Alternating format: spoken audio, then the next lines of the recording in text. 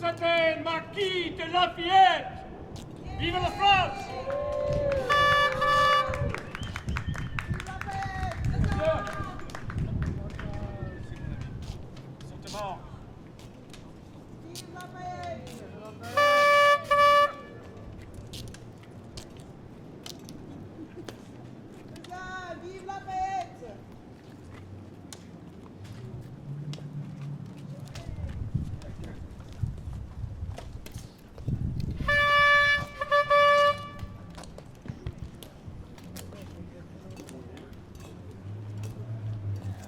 And seated, I suppose we can begin. And I would like to take this moment to introduce, of course, to the one person in the world most famous above all for bringing our country into existence, the Marquis de Lafayette.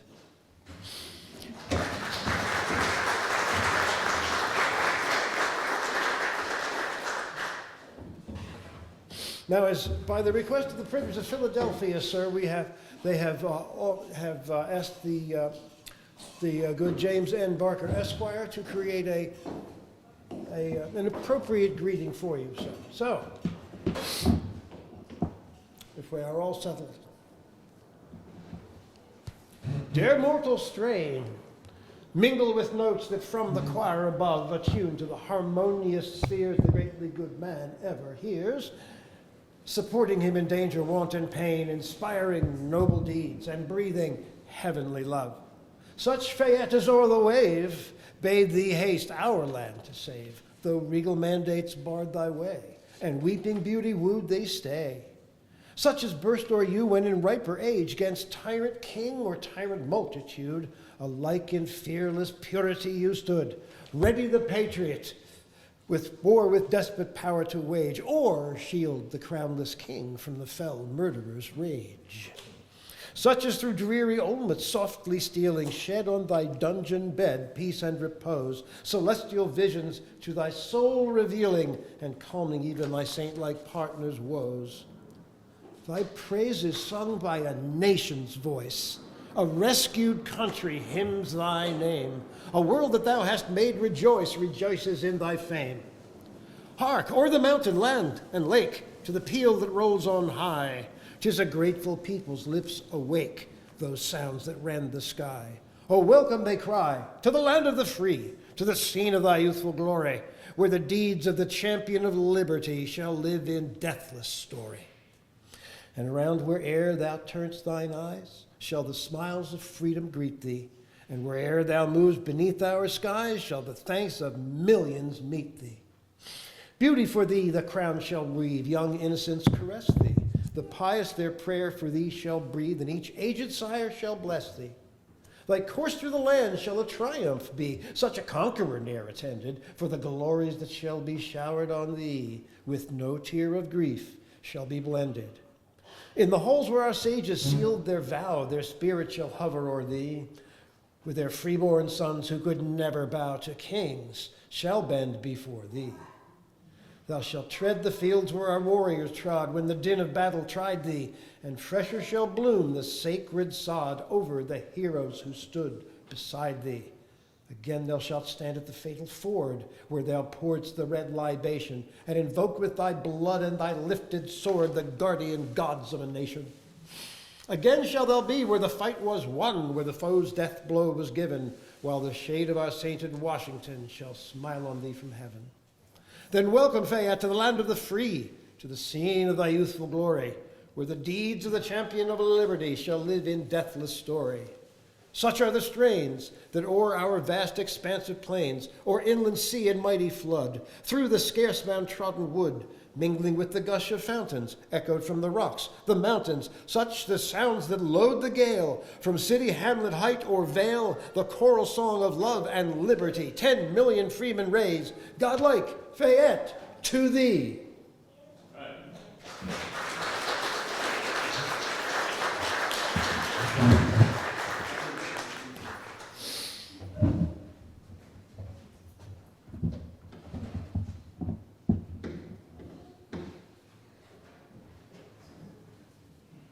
I suppose our honored guest would like perhaps to have an answer for that.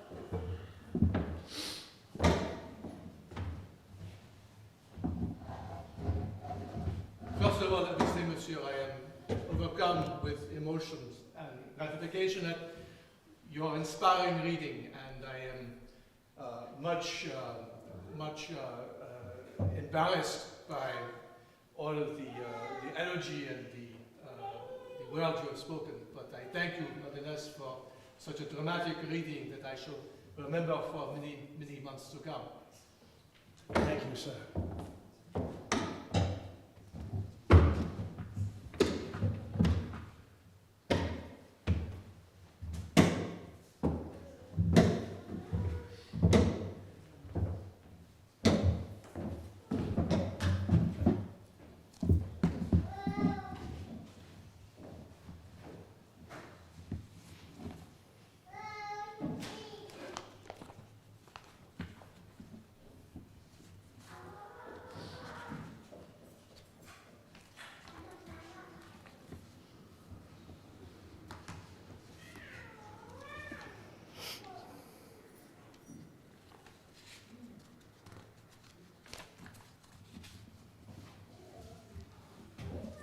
My friends, mesdames et messieurs, I thank you for your welcome to Chester today. I am very happy, after a long absence, to be so kindly welcomed on the beloved soil of the Commonwealth of Pennsylvania, that state to which I am bound by so many old ties of gratitude, devotion, and mutual confidence. It is to the patriotic support I found in the civil authorities, whose generous spirit had shown already from the beginning of the revolutionary period. It is to the zeal, the courage, the perseverance of the Pennsylvania militia, ici présent, in conjunction with our small, gallant Continental Army, that we have been indebted for the success of a campaign arduous in its beginning, fruitful in its happy issue. Nothing can be more gratifying to my feelings than the testimonies I receive in living still in the hearts of the people of Pennsylvania. As you know, we reached Old Chester yesterday at 11 o'clock in the evening, accompanied by the Committee of Arrangement, a battalion of volunteers, and a great number of staff officers from Philadelphia.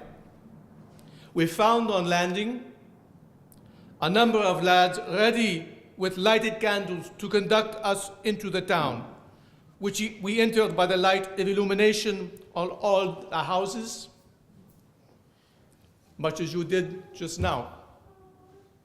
After having made an excellent supper, which had been prepared by the ladies of Chester themselves, I was fortunate to find here an old friend of revolutionary times, a companion in arms, Colonel Samuel Anderson, with whom I lodged last night.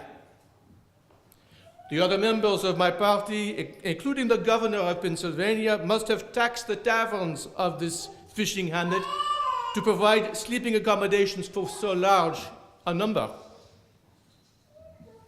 The hall in which I was initially received and addressed reminded me of a very memorable part of my life. For it was in this same hall where, after receiving my wound at the Battle of Brandywine, that it was first dressed and had the first bandage applied to it. Fortunately, before I dismounted, I still possessed sufficient spirit and presence of mind to rally a part of the troops which were flying in disorder and placed them at the entrance of the bridge to check the enemy, if he had conceived the thought of following up his first success. These different circumstances were recalled in a very affecting manner by the orator charged to receive me in the name of the inhabitants of Chester last evening, and I can state that among the circumstances of my life, none can afford me such dear recollections as my having been early adopted as an American soldier. Happy I am to feel that testimony to my perseverance in the American principles I received while under the American banner, and of which I shall to my last breath prove myself a devoted disciple. The honor of having mingled my blood with that of many other American soldiers on the heights of the Brandywine has been to me a source of pride and delight. Happy I am to feel that the marks of affection and esteem bestowed upon me bear testimony to my perseverance in the American principles I received under the American banner, as I said, and of which I shall to my last breath again prove myself a continuing support and disciple. I beg you all to accept my respectful acknowledgments. God bless you, your land of liberty, and I beg you to be pleased to accept and transmit to the citizens of Chester and Pennsylvania the cordial tribute of my grateful, constant, and undying affectionate respect. Merci.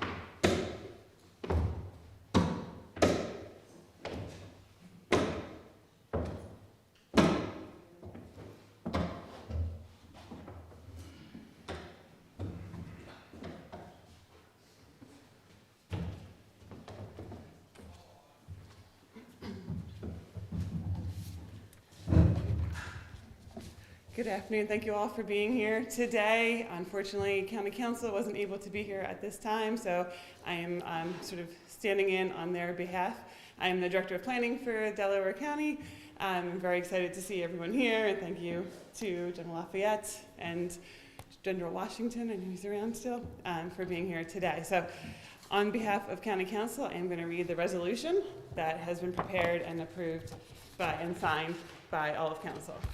So it says, whereas Gilbert du Motier, Marquis de Lafayette, valiantly fought for American independence at the Battle of Brandywine on September 11th, 1777, where he was wounded in his left leg at the age of 20, and whereas Lafayette's injury on Chester County soil marked the start of his journey as an American hero and a trusted confidant of General George Washington during the American Revolution, and whereas Lafayette tirelessly advocated for American independence, securing French support, and playing a crucial role in the British defeat at Yorktown on October 19, 1781, and whereas Lafayette returned to Delaware County on October 5, 1824, where he visited Chester, Pennsylvania, as part of his grand tour of the United States to celebrate the country's 50th anniversary of independence, and whereas Lafayette, a close ally of George Washington,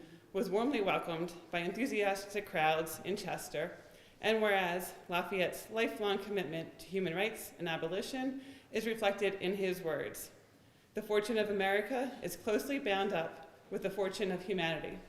She will become the safe and respected refuge of virtue, honesty, tolerance, equality, and of peaceful liberty.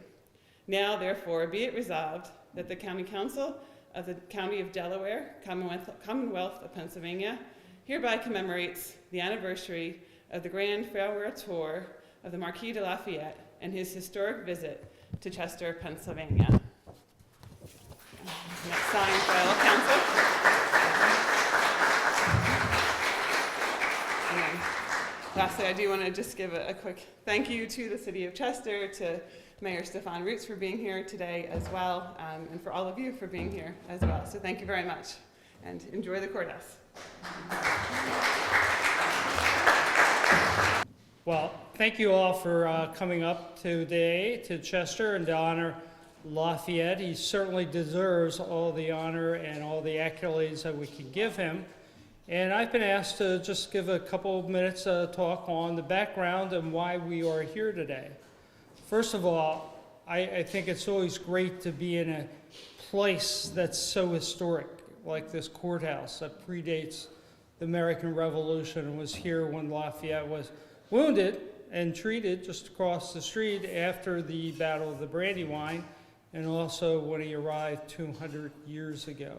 But why do we even care about Lafayette? And we all Americans really should, because he really stepped up for us to win our independence and our freedom during the American Revolution.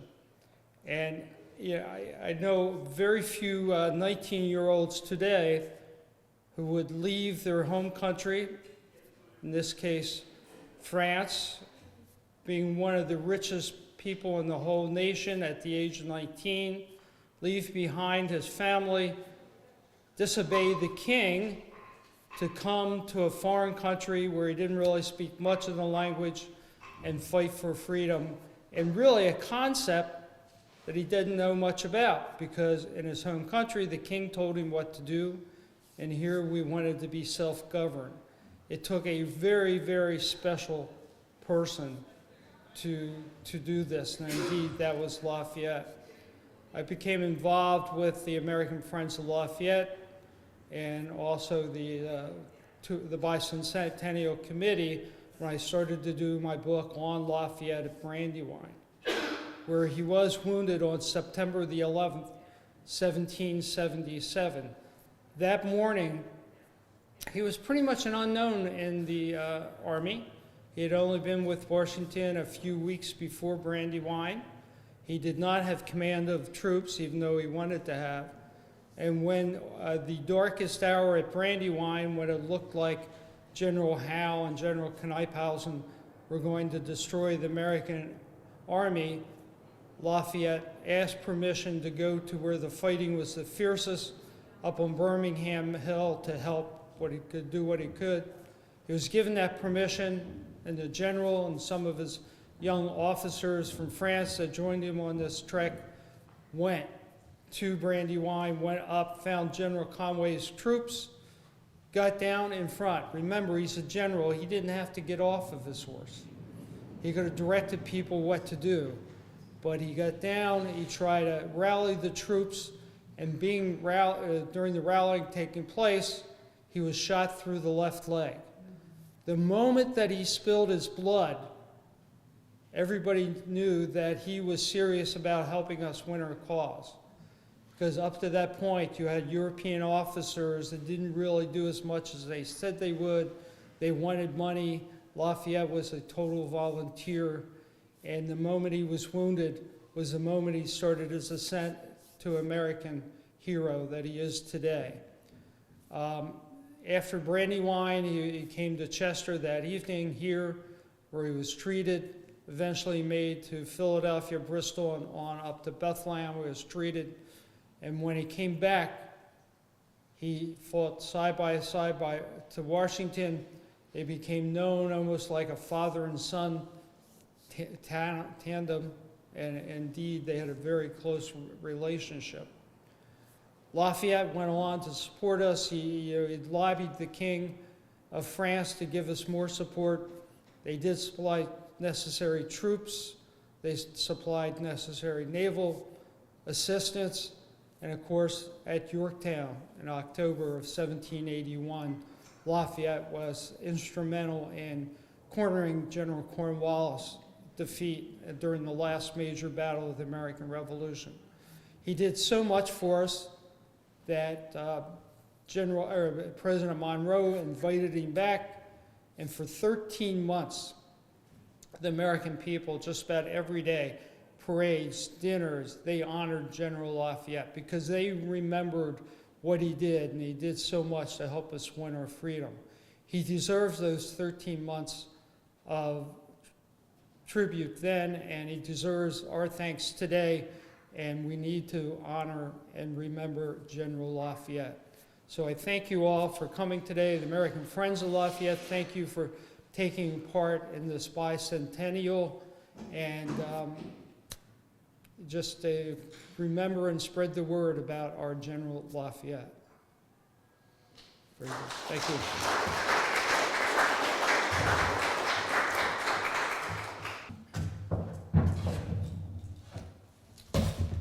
Well,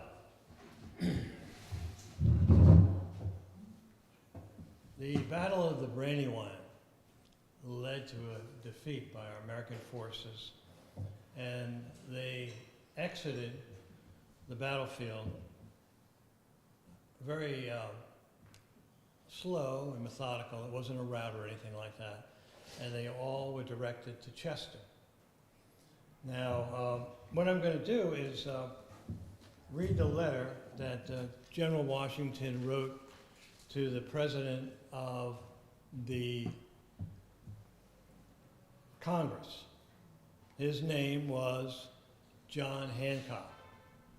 And when he came to Chester, it was midnight. And it was midnight for his soul at the same time. Can you imagine a situation like this? Complete defeat this. How are you going to write a letter like this? And he approached his aides, Tillman, Hamilton, so forth. Would you write this letter for me about the after-action report? And they said, General, we're exhausted. We can't even think straight. We need to sleep.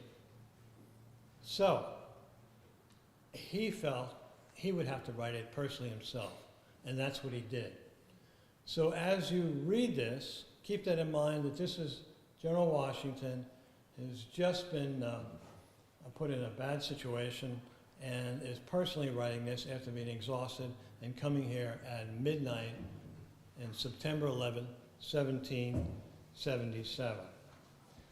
It's quite interesting on a number of different levels, and we use the letter a lot of times with veterans from Vietnam and so on who have been in battle situations to help them understand that they're not alone, that those stressful situations occur way back even in the founding of the country. So what we're going to do now is just take an interest in just slowly reading it, and if you have any questions about it, wait till afterwards and we'll discuss it. Here it is. Okay. It says here. Sir, he starts out. Around midnight, my aides and I marched to Chester. Others have reached the town before us,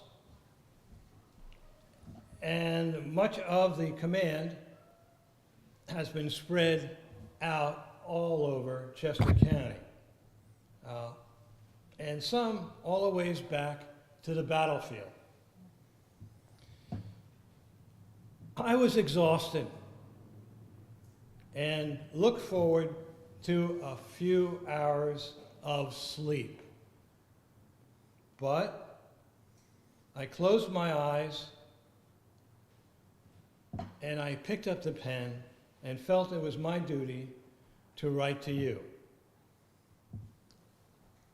I informed you, the President of the Congress, what has happened. I am sorry to inform you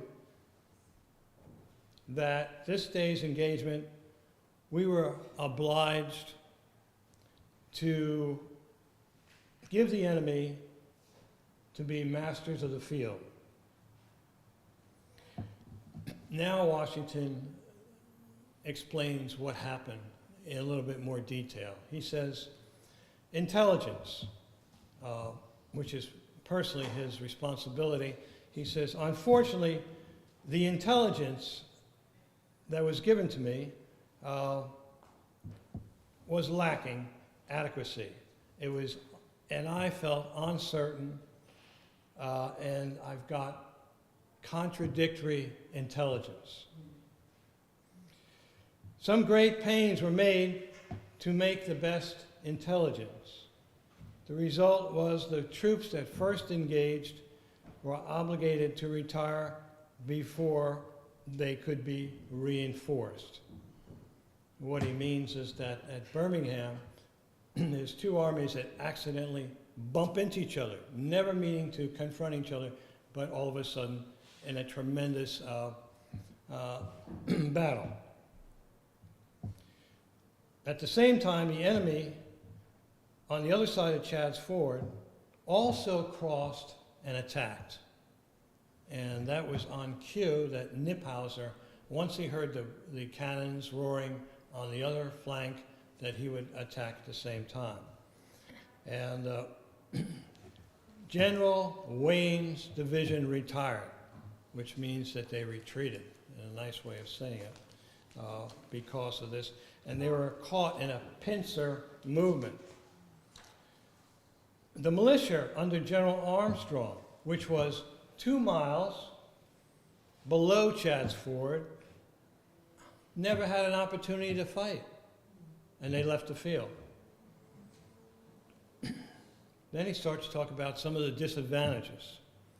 He said, we had many disadvantages, yet there were lots of men that were not great. I believe the enemy lost more men than we did. The baggage is all secure. Save the blankets the men had carried with them into battle. Those were lost. I directed all troops to assemble at Chester. I find the troops in good spirits. Another time we shall compensate for these losses. The Marquis de Lafayette was wounded in the leg, and General Woodford was wounded in the hand. By the way, General Woodford's birthday is tomorrow, 6th of October. He was born in 1734. He comes from a family of generals who ripped the Virginia away from royalty and became free. And ultimately, Woodford would be captured by the British, put on a prison ship, and starved to death.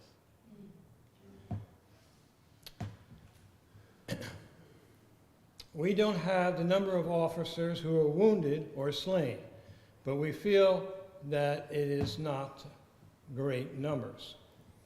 The first moment of action I have reported to you, George Washington. Thank you.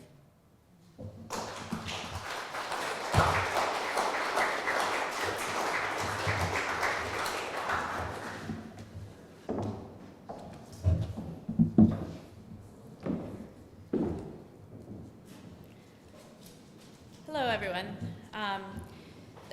Members of the County Council couldn't be here to give these remarks, but wanted me to pass them on. So that they're honored to be here today to commemorate the General Marquis de Lafayette's historic visit to Chester 200 years ago. It is a privilege to celebrate a man whose courage, sacrifice, and unwavering commitment to liberty has left an indelible mark on American history. General Lafayette, a young French aristocrat, became a key figure in the fight for American independence. Chester played a key role in Lafayette's recovery and in aiding the revolutionary effort. That evening, General Washington, who you just heard from, wrote a letter to Congress from the Pennsylvania Arms Hotel, located just across the street from this very courthouse. Lafayette's connection to Chester deepened as it became a place of refuge and recovery for him during this critical time in the war. Lafayette's contributions extended far beyond the battlefield. He was a lifelong crusader for human rights and a staunch advocate for the abolition of slavery. As he once wrote, "The fortune of America is closely bound up with the fortune of humanity. She will become the safe and respected refuge of virtue, honesty, tolerance, equality, and of a peaceful liberty." His vision for America was not just one of independence, but of a nation that would serve as a beacon of hope and freedom for the world. When Lafayette returned to the United States in 1824 for his grand national tour, marking the 50th anniversary of American independence, he made a special visit back to Chester to reconnect with the people and places that had supported him during the Revolution. Both his visits, in 1777 and 1824, are a testament to the strong bonds Lafayette formed with this city and the lasting impression Chester made on him.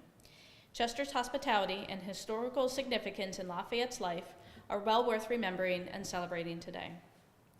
Before I close, I want to make a heartfelt thank you to all of those who made this day possible.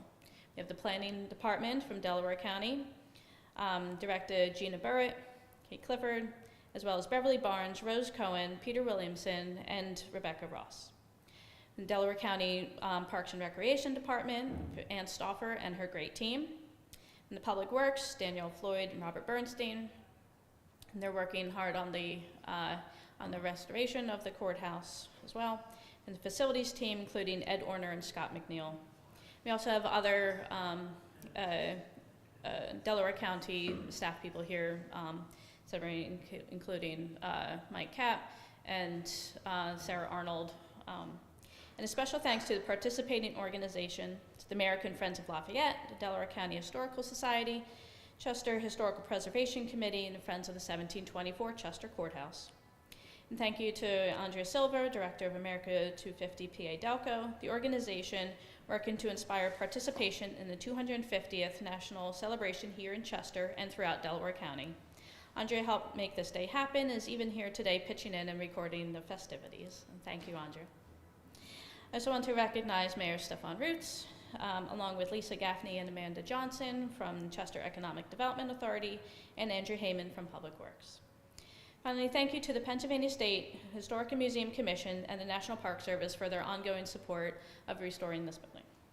Thank you all today for joining us to honor General Lafayette's legacy. Let us continue to cherish the sacrifices made to secure the freedoms we enjoy and work together to uphold the values that he fought for. Thank you all very much for coming today.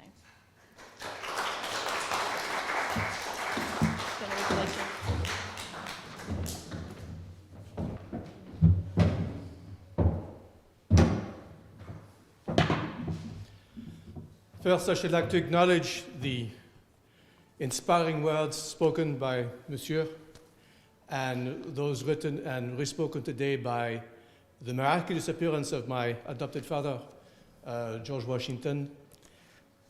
And in parting, I should just like to say that in 1824, the United States was and should be proud of the institutions that were won and established following the American Revolution, of which we have spoken shortly before. The United States are the only country at this time who have chosen a constitution, who have chosen their laws and their form of government based on rational thought, based on the natural order of man and the concepts of liberty and freedom and democracy. These are the things for which we fought in the Revolutionary War. These are the elements necessary for a life of prosperity, a life of freedom, and a life of happiness. It has not been said, but I am here now at the invitation of His Excellency President Monroe, because in 1824, this country was divided. And President Monroe felt it was necessary to remind people of how this country came about, why the revolution occurred. If you think about it, only people who were the age of 55 and older had even been alive at the time of the revolution at this time. Many had not known more than the United States as they were at that time.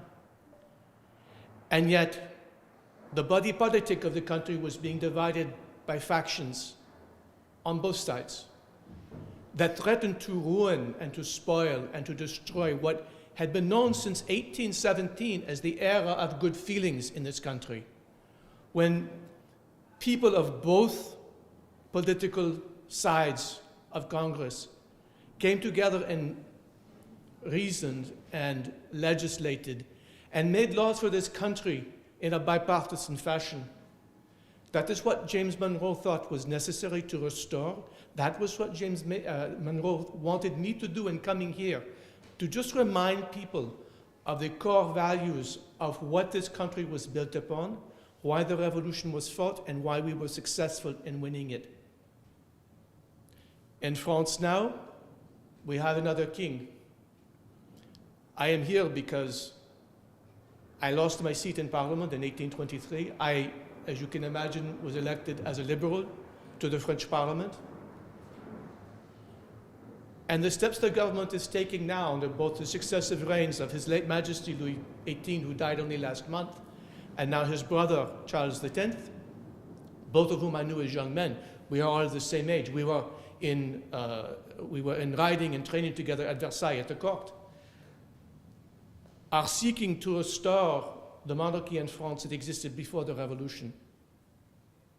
The American Revolution was the inspiration for the revolution in France that I led, a revolution that I wanted to see maintain the royal system, to maintain a monarchy, but to provide liberty and democracy to the people, to transfer sovereignty of the people to the people, not held by the king instead of the people or the nation, but by the people of that nation. And that is what I have been striving for in France all this time.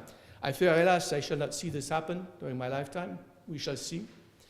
But it is because of my experiences here and your war for independence that I was able to take those principles I spoke of before, liberty, equality, justice, freedom, and democracy, and attempt to establish those concepts within my own country.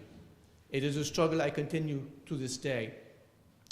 But I should like to simply state in parting, I have ever considered it my pride and my honor that I embarked in the cause of independence in this country.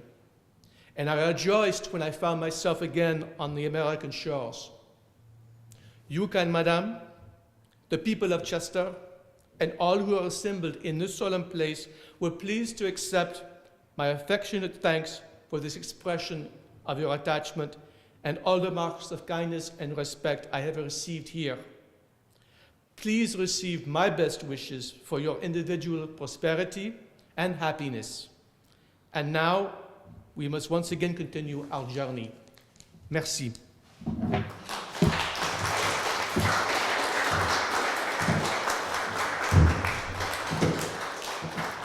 Good afternoon. My name is Corporal Eugene Huff, Philadelphia Light Horse.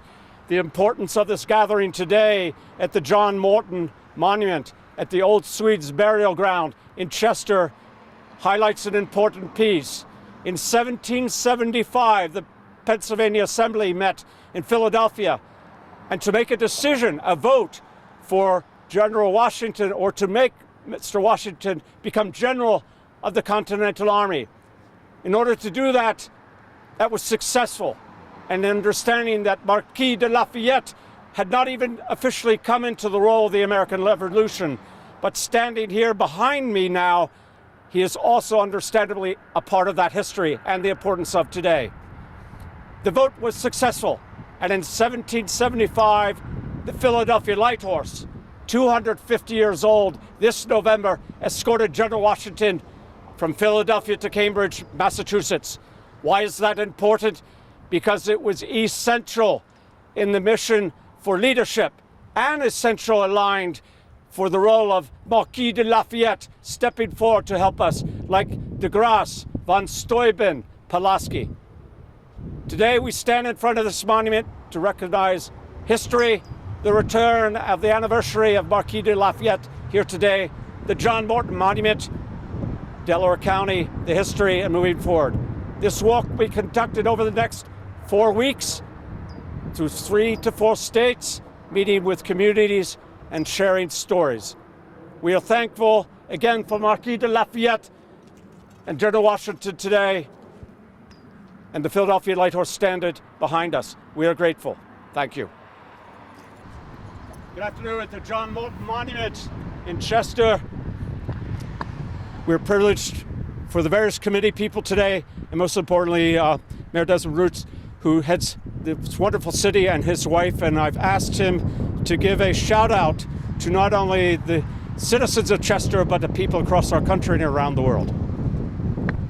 Thank you. My name is Stefan Roots, Mayor of the City of Chester. There's never been a better time to be the Mayor of the City of Chester.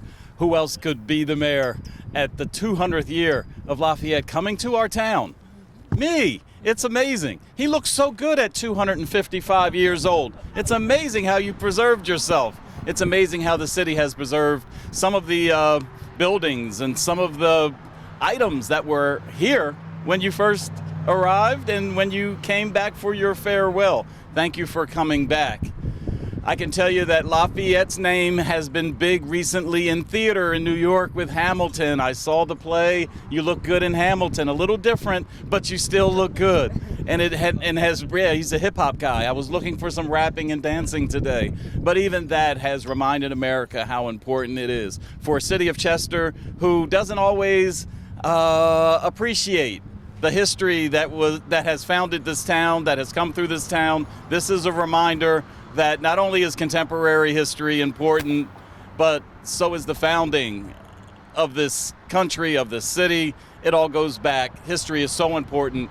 This is such a monumental time for us, and believe me, it's all about history. We're going to recreate history, make Chester the tourist location. For those of you who are chiming in, helping, putting in the money, we certainly appreciate it. History will prove itself well. Oh, and don't forget, Mr. Huff is walking 308 miles. Look at that. I got to salute that as well. So there we go.